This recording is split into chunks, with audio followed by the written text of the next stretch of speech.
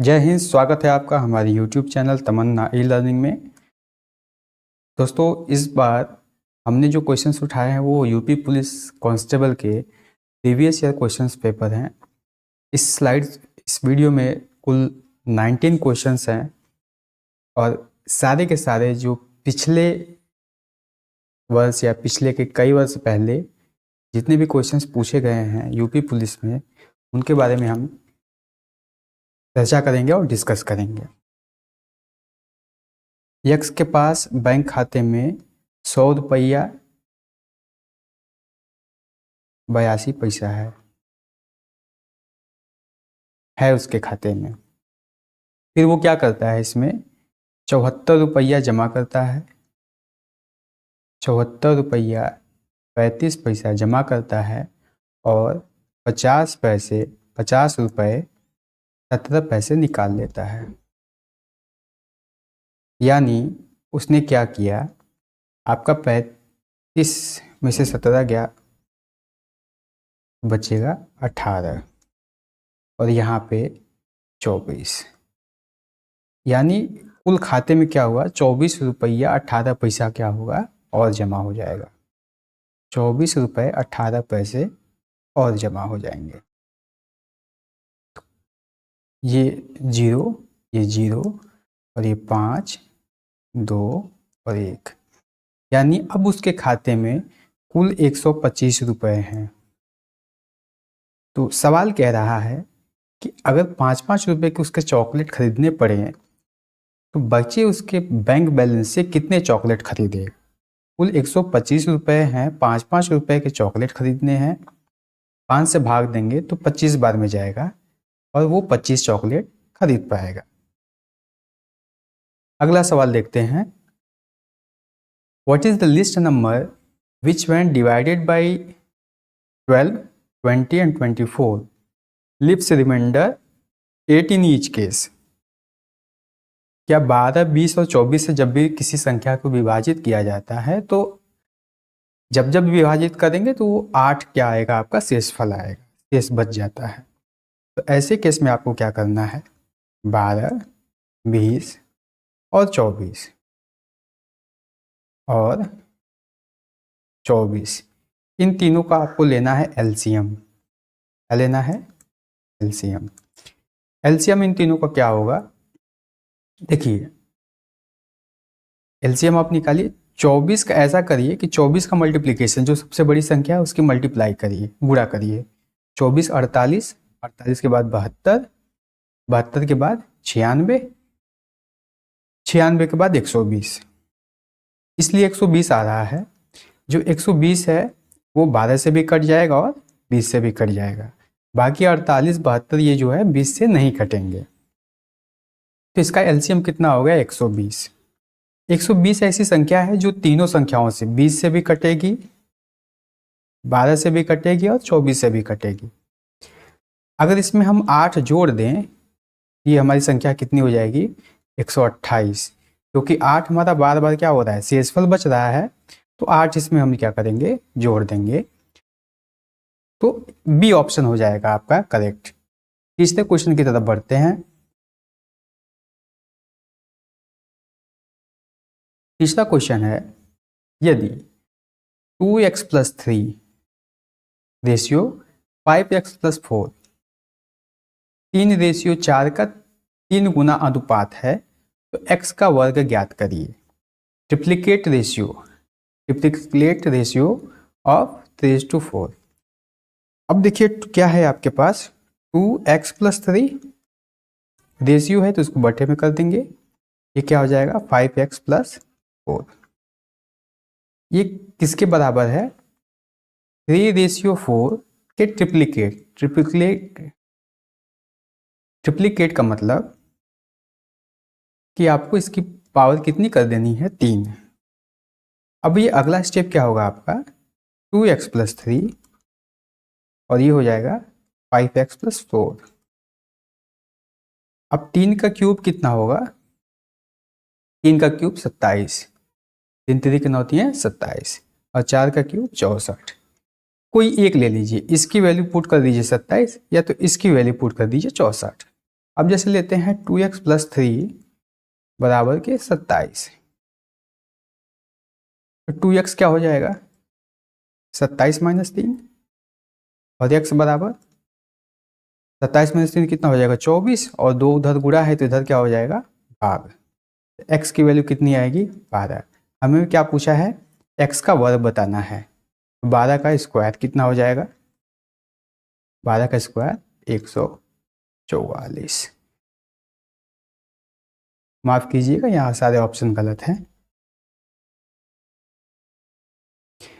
सारे ऑप्शन यहाँ पे गलत हैं, आपका 144 सही हो जाएगा।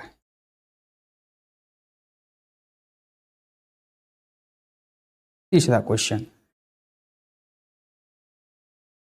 A student scores 85% in an examination. कोई एक छात्र है वो 85% अंक प्राप्त करता है।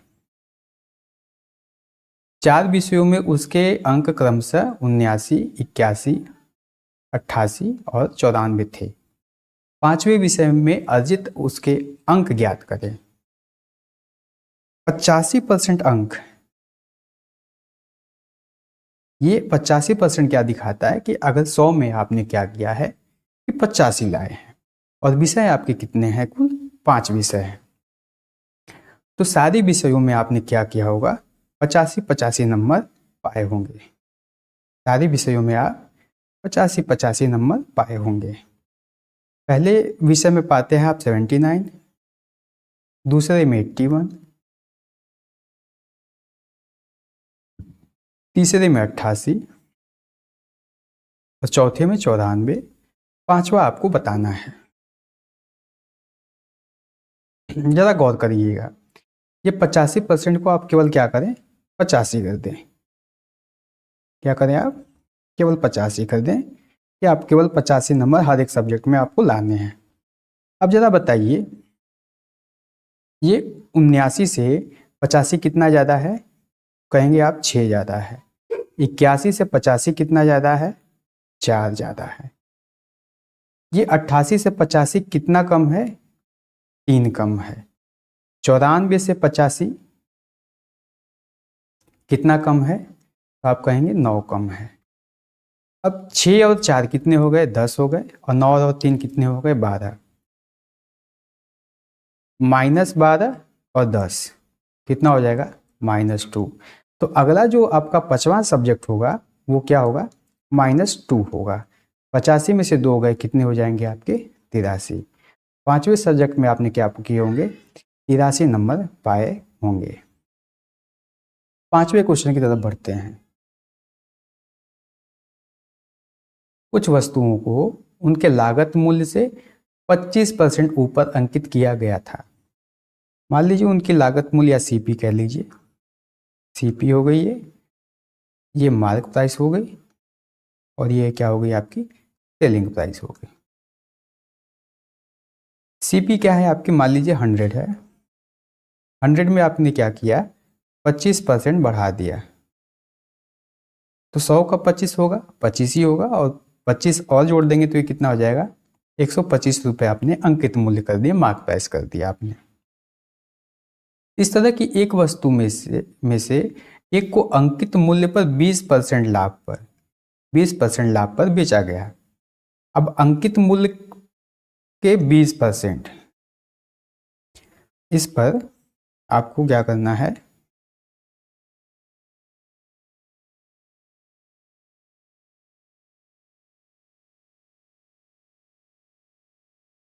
आपको 20% इसका 20% के लाभ पर इसको बेच देना, किस पे अंकित मूल्य पे, अंकित मूल्य के 20% पे। इसका 125 का 20% कितना होगा आपको 25 होगा। कितना होगा 25 होगा। यानी आपने कितने बेच दिया 125, तो उस पर लिखा ही है दाम 25 रुपये और फायदा कर दिया, तो कितना होगा 150 रुपये हमने आप क्या कर दिया इसको बेच दिया, सेलिंग प्राइस हो गई आपकी ये। और अगली वस्तु पे और दूसरी वस्तु को 10% की हानि पर लेकर बेचा गया, और जो दूसरी वस्तु है आपकी वो भी कितना है 125 रुपया उस पर लिखा गया है। उसमें क्या होता है आप 10% क्या करते हैं, घाटा सहते हैं। घाटा का मतलब हानि। 125 का 10% कितना होगा, 12.5। ये करना क्या है आपको, माइनस। 125 में से 12.5 घटाएंगे आप तो आएगा 112 रुपया 50 पैसा। अब टोटल क्या करना है आपको, अब देखिए इसकी भी सीपी कितनी है, 100 ही है। अब सीपी दोनों की सीपी क्या हो जाएगी, 100 और 100 कितनी हो जाएगी, तो आपने 200 में खरीदे और बेचे कितने में, ये हो गए आपके 10.5, 2, 6 और 1, माफ कीजिएगा 2।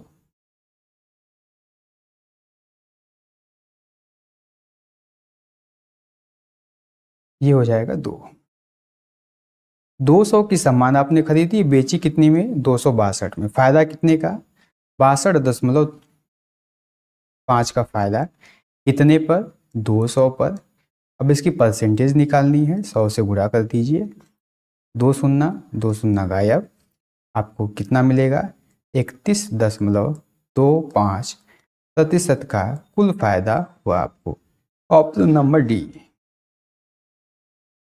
अगले सवाल की तरफ बढ़ते हैं। After applying two successive discount of ₹30 of 30% and 10%, आप 2 सक्सेसिव डिस्काउंट लगातार छूट देते हैं आप, तो 30% डिस्काउंट देते हैं, फिर क्या करते हैं आप, 10% डिस्काउंट देते हैं। इसको भी 2 तरीके से करेंगे। 30% डिस्काउंट का मतलब कि आपने 3/10 इसका क्या हो जाएगा, इसकी हो जाएगी भिन्न का मान हो जाएगा। 10 की समान थी, 3 रुपये इस पर आपने क्या किया, छूट दे दिया। 10 की समान थी, 3 रुपये आपने छूट दिया, तो बेचा कितने में आपने, 7 रुपये में बेचा। अब फिर से 10% देते हैं, तो ये कितना हो गया, 1/10। फिर क्या हो गया, ये 10 की समान है, 1 रुपये आपने छूट दिया, 10 की समान है, 1 रुपये छूट दे दिया, तो बेचा कितने में, 9 रुपये में। अब दोनों का गुणा करिए, ये 100, ये सीपी हो जाएगा आपका और ये एसपी हो जाएगा। 9 7 63, यानी आपने 100 रुपये में खरीदी और 63 में बेच दी। सवाल कह रहा है कि आपने 63 में नहीं, कितने बेची है, 945 में बेची है। तो 63 का कितना गुना है, ये 945, ये करीब आएगा 15 गुना। तो आपसे क्या पूछा गया है, सीपी पूछा गया है, कॉस्ट प्राइस पूछा गया है। तो सीपी आपका यहाँ पे कितना है, 100 नहीं है, ये भी कितना हो जाएगा, 15 गुना हो जाएगा, और ये कितना हो जाएगा, 1500 रुपया हो जाएगा। ठीक है, बी ऑप्शन हो जाएगा करेक्ट। दूसरा तरीका देखिए, मान लीजिए 100 रुपये आपकी क्या है, सीपी है। आपने क्या किया, इस पर 30% आपने क्या कर दिया, डिस्काउंट दिया। तो डिस्काउंट कितने का दिया, 30 रुपये का। अब इसकी विक्रय मूल्य कितनी हो गई, 70 रुपया। 70 पे भी क्या करते हैं आप, फिर से 10% इसको क्या करते हैं, डिस्काउंट दे देते हैं। 70 का 10% कितना हो जाएगा, 7 रुपये। तो 70 में 7 घटाएंगे तो कितना हो जाएगा, 63 रुपये। तो ये 63 रुपये ना होकर आपने कितना में बेचा है इसे, 945 में। 945 15 गुना, तो आपकी जो सीपी हो जाएगी वो कितनी थी, 100 नहीं, ये भी कितनी हो जाएगी, 15 गुना, तो कितना हो जाएगा, ये 1500। आपका 1500 आंसर हो जाएगा। क्वेश्चन नंबर 7,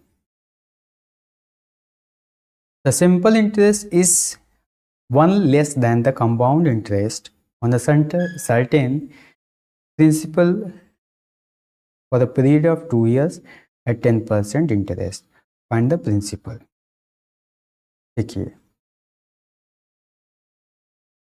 मान लेते हैं, मान के ही करते हैं, मान लेते हैं कि प्रिंसिपल मेरा कितना है, कितना है, 100 रुपये है। कितने साल ब्याज लगेगा, 2 साल। ठीक है, ब्याज कितना है, 10%, क्योंकि चक्रवृद्धि ब्याज है। चक्रवृद्धि ब्याज और सिंपल इंटरेस्ट का अंतर दिया है यहाँ पे। 100 का 10% कितना होगा, 10 होगा। फिर अगले साल क्या होगा, इस 100 पे भी तो ब्याज लगेगा, तो ये 10 हो जाएगा, 10%। लेकिन ब्याज पे भी ब्याज लगता है, तो इस 10 रुपये पे 10% कितना हो जाएगा, 1 हो जाएगा। अगर आप गौर करेंगे तो ऊपर का ये जो आया है ये होता है हमारा सिंपल इंटरेस्ट, और ये टोटल वैल्यू की जो आई है यहाँ से यहाँ तक, ये होती है हमारी, क्या होती है, कंपाउंड इंटरेस्ट। और जो ये होता है एक है, ये क्या होता है, कंपाउंड इंटरेस्ट और सिंपल इंटरेस्ट का अंतर होता है। सवाल भी हमने एक माना था और एक आया भी है, तो कितना गुना, 1 गुना। तो हमने जो प्रिंसिपल 100 माना था वो भी कितना, 1 गुना 100 रुपये हमारा क्या हो जाएगा, प्रिंसिपल हो जाएगा। तो 100 रुपये हमारा करेक्ट आंसर हो जाएगा। अब चलते हैं 8वें सवाल की तरफ। ये बहुत ही प्यारा सवाल है। Find the difference between the compound and the simple interest on the principle of 2000 3 साल के लिए, और रेट क्या है, 10%। चलिए कि 2000 हमारा क्या है, प्रिंसिपल, कितने साल, 3 साल। यहाँ भी 10%, यहाँ भी 10%, और यहाँ भी 10%। 2000 पे 10% कितना हो जाएगा, 200। ये तो पहले साल के लिए हो गया। अगले साल के लिए 2000 पे 10% कितना हो जाएगा, 200। लेकिन ब्याज पे भी लगेगा, पर ब्याज लगेगा, तो 200 का 10% कितना हो जाएगा, 20 रुपया। तीसरे साल के लिए चलते हैं, तो तीसरे साल के लिए 2000 का 10% कितना हो जाएगा, 200। अब इस 200 पे 10% कितना हो जाएगा, 20 रुपये। इस 200 पे 10% 20 रुपये। इस 20 पे 10% 2 रुपये। सवाल आपसे क्या पूछ रहा है, सवाल पूछ रहा है चक्रवृद्धि ब्याज और साधारण ब्याज के बीच का अंतर ज्ञात करिए। यहाँ से आपका क्या हो जाएगा, ये इतना है साधारण ब्याज, और पूरा क्या था, यहाँ से यहाँ तक पूरा क्या था, ये था चक्रवृद्धि ब्याज। तो चक्रवृद्धि में से साधारण निकाल देंगे तो हमारे पास क्या बचेगा, हमारे पास ये वाली वैल्यू बचेगी। ये इस वैल्यू की हम कैलकुलेशन करेंगे तो 20, 20 40, 20 60 और 2 कितना हो जाएगा, 62 रुपये।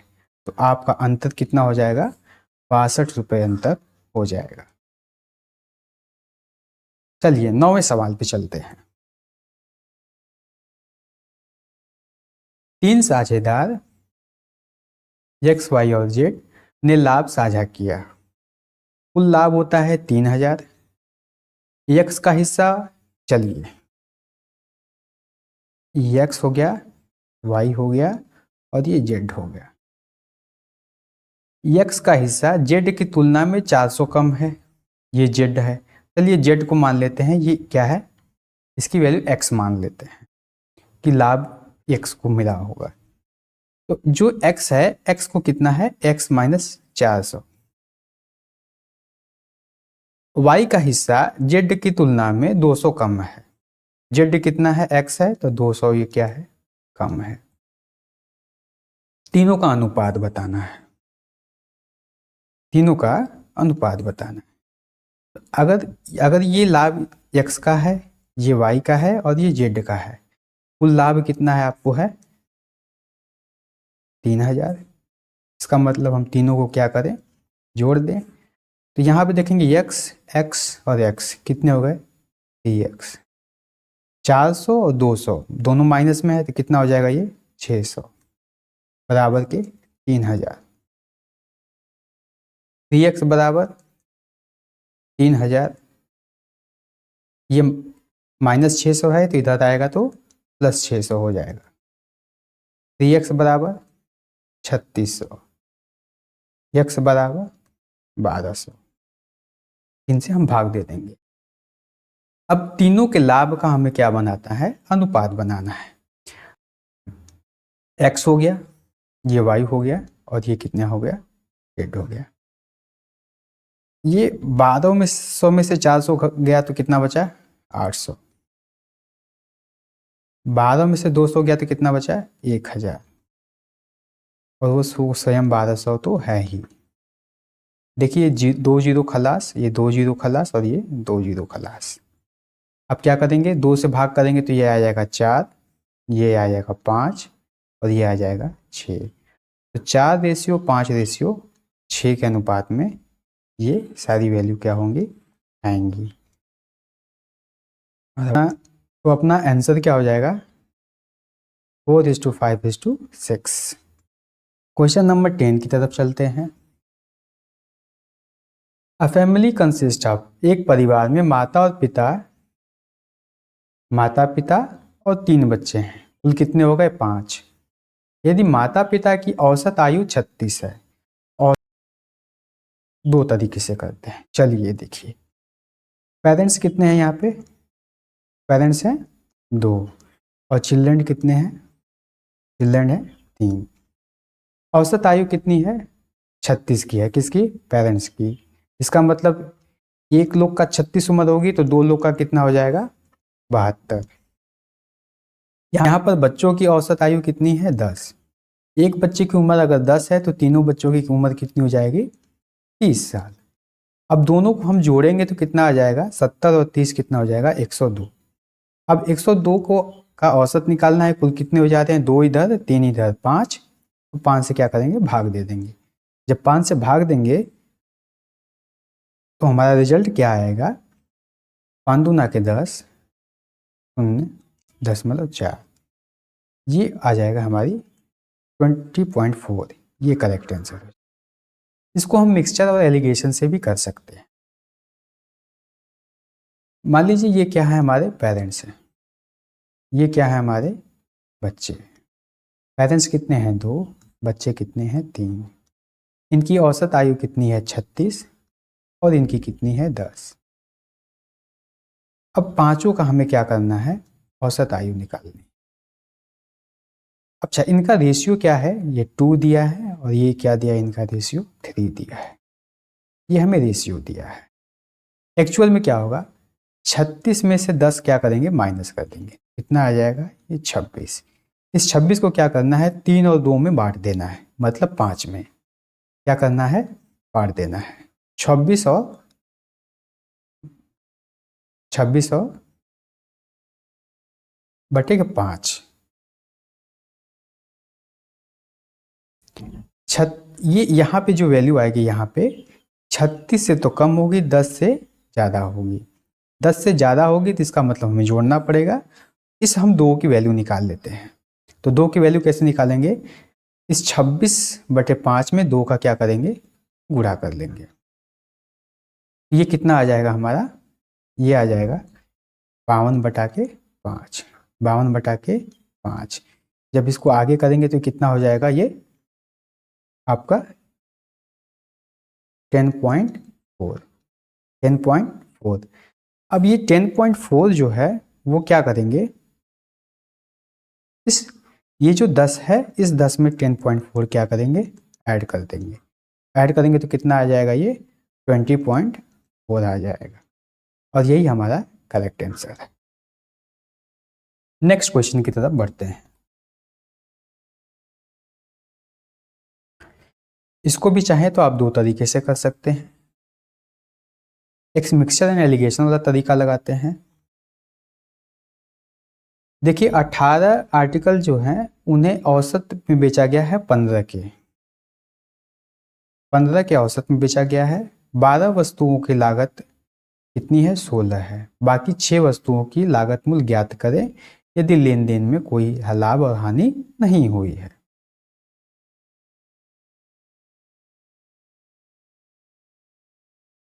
ये देखिए 12 आर्टिकल है, 12 आर्टिकल का कितना है, 16 रुपया है। बचा कितना है, 6 आर्टिकल। और यही हमें क्या करना है, फाइंड करना है। और टोटल औसत दिया गया है, टोटल औसत दिया गया है कितने का, 15 का। तो 16 में से 15 गया तो कितना बचेगा यहाँ पे, 1। इनका औसत देखें तो ये भी क्या आएगा, 1 संबंधी 2 का औसत आएगा। यहाँ 1 है और यहाँ भी क्या है, यहाँ भी इनका औसत कितना है, 2 है। तो ये 1 की वैल्यू 1 गुना, तो 2 की वैल्यू कितनी हो जाएगी, 2 हो जाएगी। अगर 15 से ये 16 क्या है, 1 ज़्यादा है, तो यहाँ पे जो x की वैल्यू होगी वो 15 से 2 क्या होगी, कम होगी। 2 कम होगी तो कितना हो जाएगी, 13 आएगी। Option number A. दूसरा तरीका देखिए, कुल आर्टिकल कितने हैं, 18, और बेचा किसे, कितना में, इसे 15 के रेट से बेच दिया। ठीक है, एवरेज सेलिंग प्राइस है ये। तो ये टोटल अमाउंट मिल गया, टोटल अमाउंट मिल गया। 12 आर्टिकल को 16 के दाम पे बेचा गया है, 12 आर्टिकल को 16 के दाम पे बेचा गया। तो 18 को गुणे 15 कितने हो जाएंगे, 18 और 15, 18 का 180, 10 गुना और 5 गुना 90, कितना हो जाएगा, कुल 270 रुपया में आपने बेचा है। 12 और गुणे 16 करेंगे, 16 दूना के 32 और 16 एक कम 16, 192। ये जो 192 रुपये आया है, ये कितने का आया है, जिस 12 आर्टिकल का दाम है। बच गए कितने, 6 आर्टिकल। अब देखिए, जब इसमें से हम माइनस करेंगे तो हमारा आंसर कितना आ जाएगा, 78। 78 को क्या करेंगे, 6 से भाग दे देंगे, क्योंकि 78 क्या है, ये 6 आर्टिकल का दाम है।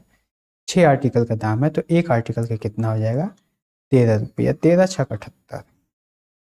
क्वेश्चन नंबर 12 की तरफ। A can complete a task in 8 days. B can complete it in 12 days. In how many days can C complete the task if all three of them together can complete in 3 days? मेरी बात समझिए, A क्या है, 8 दिन, B क्या है, 12 दिन। ऐसे समझिए, मान लेते हैं कुल काम कितना है, इन दोनों का एलसीएम, एलसीएम कितना हो जाएगा, 24। कितना हो जाएगा, 24। अगर ये आपको मान लीजिए, समझ लीजिए कि 24 क्या है, आपको गड्ढे खोदने हैं, 24 गड्ढे। ए को इस 24 गड्ढे को खोदने में 8 दिन लगते हैं, तो रोज कितने गड्ढे खोदेगा, 3 गड्ढे। तो ये 3 क्या हो गई, इसकी एफिशिएंसी हो गई गड्ढे खोदने की, रोज 3 गड्ढे खोदेगा। अगर 12 दिन लगाता है, ये दिन है, डे। अगर बी क्या है, 12 दिन लगाता है, तो गड्ढे क्या करेगा, रोज 2 गड्ढे खोदेगा, तब ये 24 गड्ढे खोद पाएगा। मान लीजिए कुल आपको क्या काम कितना है, 24 गड्ढे खोदने हैं, उसमें आपको सी भी आ गया है, तो कुल काम कितने दिन चलता है, 3 दिन। अगर बताइए ए खोदेगा, ए रोज खोदता है 3 गड्ढे और 3 दिन काम करेगा, कितना खोदा, 9 गड्ढे। बी ने क्या क्या किया, 3 दिन काम करेगा और रोज कितने गड्ढे, 2 गड्ढे, कितना काम हो गया, 6। कुल काम हो गया 15, इसके द्वारा, ए और बी के द्वारा। कुल 24 गड्ढे हैं, 24 में से ए और बी ने क्या किया, 15 खोद दिए, तो बचे कितने, 9। बचे कितने, 9। 9 गड्ढे क्या करेगा, ये सी खोदेगा, कितने दिन, 3 दिन। तो रोज ये कितने खोदेगा, 3 गड्ढे पर डे वो खोदेगा। इसकी एफिशिएंसी कितनी आ गई, 3। अगर 3 गड्ढे रोज खोदेगा, तो अगर उसे अकेले खोदना हो, यानी इन कुल 24 गड्ढों को उसे अकेले खोदना हो, तो 3 दिन में 3 गड्ढे 1 दिन में खोद रहा है, तो 24 गड्ढे खोदने में उसे कितने दिन लगेंगे, 8 दिन लगेंगे। कितने दिन लगेंगे, 8 दिन। 13वां क्वेश्चन,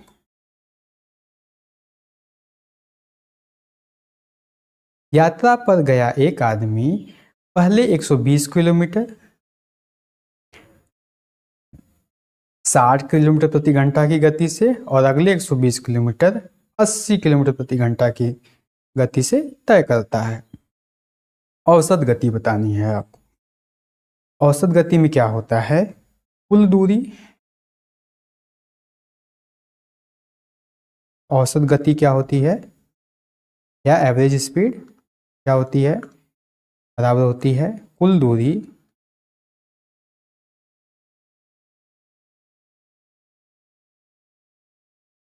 बटा कुल समय, कुल दूरी बटा कुल समय। देखिए कुल दूरी कितनी है, अभी क्या है 120 किलोमीटर, ये है 120 किलोमीटर, यहाँ पर है 120 और यहाँ पर भी है 120।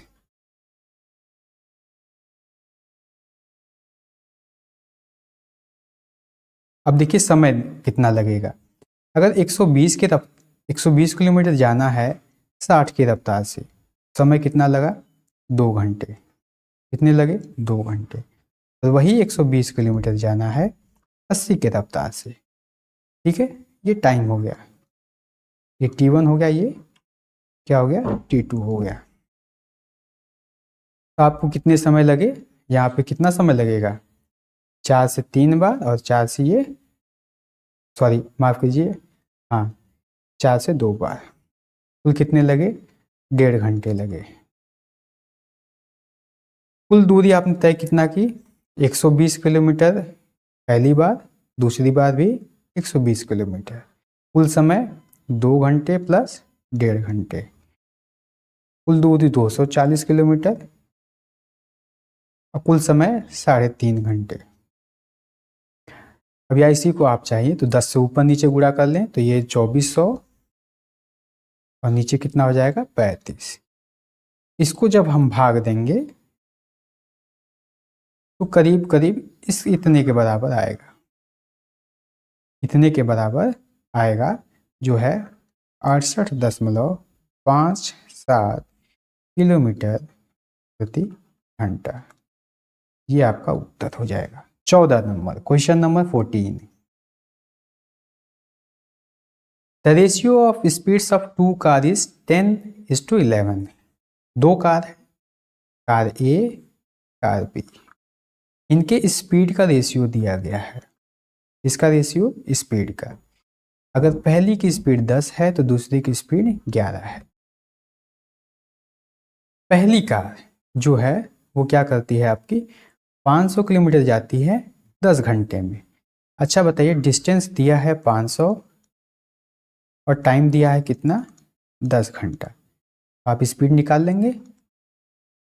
स्पीड क्या हो जाएगा, डिस्टेंस अपॉन टाइम, दूरी 500, समय 10 घंटे, तो रफ्तार कितनी 50 की। अच्छा, रेशियो के हिसाब से यहाँ पे रफ्तार है 10, लेकिन क्वेश्चन में कह रहा है कि रफ्तार कितनी है 50 की, कितने गुने 5 गुने।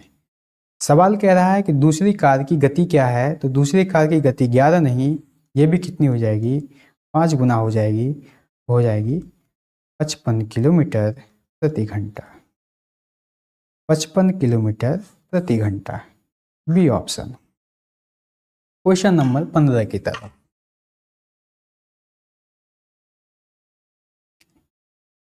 9 सेंटीमीटर त्रिज्या वाला एक गोला 3 सेंटीमीटर त्रिज्या वाले सिलेंडर के रूप में ढाला जाता है। सिलेंडर की ऊंचाई बताइए। यहाँ पे क्या है, मान लीजिए एक ये गोला है, ठीक है, जिसकी रेडियस कितनी है 9 सेंटीमीटर है, और आपको एक सिलेंडर क्या होता है, एक मिनट,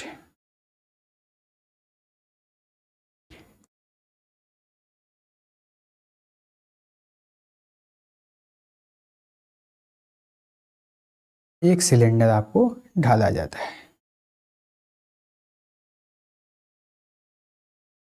इस सिलेंडर की जो रेडियस है वो कितनी है 3 सेंटीमीटर। इसे पिघलाकर, इस वाले को पिघलाकर इसमें क्या किया जाता है, ढाल दिया जाता है। तो इसकी आपको क्या करनी है, हाइट बतानी है। इसका जो वॉल्यूम होगा ये V1 मान लीजिए और इसको V2 मान लीजिए, ये दोनों वॉल्यूम होंगे क्या बराबर। तो स्फीयर का जो वॉल्यूम होता है वो होता है 4/3 πr³। इसको R1 ले लेते हैं और इसका वॉल्यूम सिलेंडर के वॉल्यूम के बराबर होगा। तो सिलेंडर का वॉल्यूम होता है πr²h। h क्या है? हाइट है। पाई से आपका पाई कैंसिल, ये R2 हो जाएगा क्योंकि रेडियस दोनों का अलग अलग है। चलिए 4/3 R1 है। R1 की वैल्यू कितनी है? 9 सेंटीमीटर। तो 9 सेंटीमीटर कितनी बार? 3 बार। कितनी बार? 3 बार सेंटीमीटर क्यूब बराबर के R2 की वैल्यू कितनी है? 3 सेंटीमीटर। कितनी बार? 2 बार, क्योंकि स्क्वायर है और हाइट हमें पता लगानी है।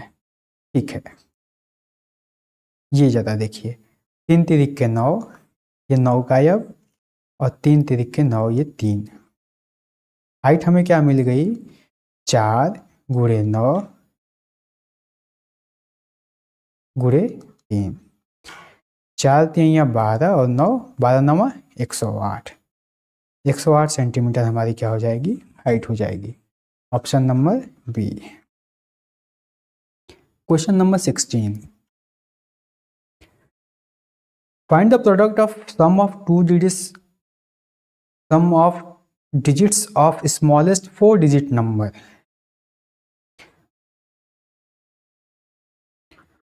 Smallest 4-digit number.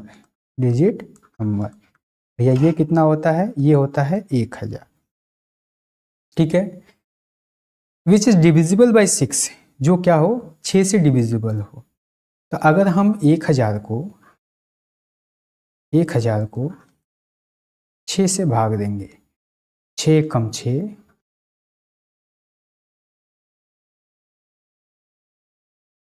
6 6 के 36, और ये फिर ये 6 बार में 36, यानी रिमाइंडर कितना बचा? 4। 4 में अगर ये 2 और रहता तो क्या हो जाता? पूरी तरह विभाजित हो जाता या डिविजिबल हो जाता। तो +2 और कर देंगे तो कितना हो जाएगा? 1002 ऐसी संख्या है जो पूरी तरह 6 से डिविजिबल है। ऐसे भी आप आगे देखिए। Smallest 5-digit number, smallest 5-digit number, ये कितना होता है? 10,000। अब इसे क्या करना है? 11 से विभाजित करना है।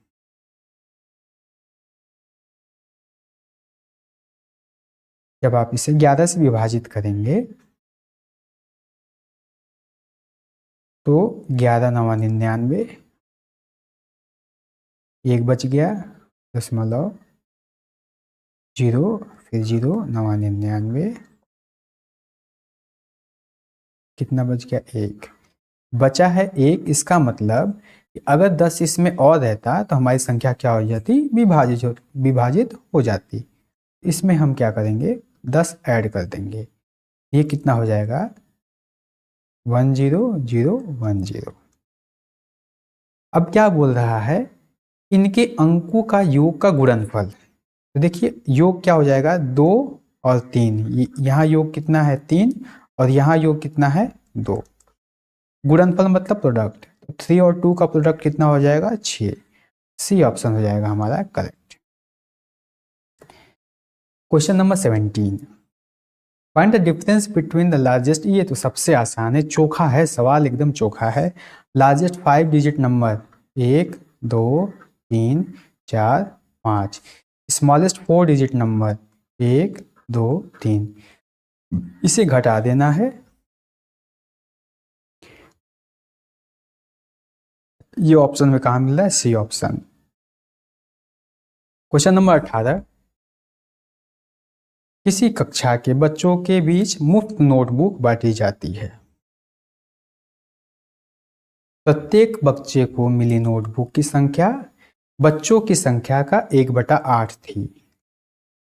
यदि बच्चों की संख्या आधी होती तो प्रत्येक बच्चों को 16 नोटबुक मिलती। कुल कितनी नोटबुक बांटी गई? अब जरा बताइए, यहाँ से 1/8 से आपको क्या समझ में आ रहा है? कि अगर कुल बच्चे कितने हैं 8, एक एक को मिली एक एक नोटबुक, टोटल स्टूडेंट और बुक एक बच्चे ने जो प्राप्त किया, और यहाँ क्या हो जाएगी, ये मल्टीप्लिकेशन कर देंगे तो टोटल बुक आ जाएगी, टोटल बुक आ जाएगी, नोटबुक आ जाएगी या बुक आ जाएगी। कुल बच्चे हैं 8 और हर एक को मिली एक, तो नोटबुक कितनी हो गई 8। लेकिन कहता है जरा बताइए, अगर ये कुल नोटबुक 8 है, बच्चों की संख्या क्या हो जाए, ये हो जाए आधी, मतलब हो जाए कितनी 4, तो नोटबुक तो 8 ही रहेगी। अगर ये 4 है तो प्रत्येक को कितनी मिलेगी, 2-2 मिलेगी। लेकिन सवाल में कह रहा है कि जब बच्चे हो जाते हैं आधे, तो ये जो नोटबुक है वो क्या हो जाती है, 2 न मिलके मिलती है कितनी, 16 मिलती है। कितनी मिलती है, 16। कितने गुने, 8 गुने। ये जो 8 है ये बच्चों की संख्या, टोटल स्टूडेंट कितने हैं, ये भी 8 गुने कितने हो जाएंगे, 32। कुल बच्चे कितने हो गए, 32। और ये हर एक को कितनी किताबें मिली, 16-16 मिली। कितनी कितनी मिली, 16-16 मिली। तो कुल किताबें कितनी बटी, 16 गुणे 32 करेंगे तो 16 दूना के 32 और 16 3 48, 512। कुल कितने किताबें बटी, 512। आज का ये आखिरी सवाल। यक्स इमारत के बीच 11वीं मंजिल पर लिफ्ट में जाता है और 57 मंजिल प्रति मिनट की दर से ऊपर जाता है। कहाँ जाता है, ऊपर। और उसी समय वाई उसी मंजिल के 91वें मंजिल पर लिफ्ट में जाता है और 63 मंजिल प्रति मिनट की दर से नीचे उतरता है। यदि वे इन गतियों से यात्रा करना जारी रखते हैं तो किस मंजिल पर उनकी लिफ्ट एक दूसरे को पार करेगी। ये मान लीजिए क्या है, उनकी एक लिफ्ट।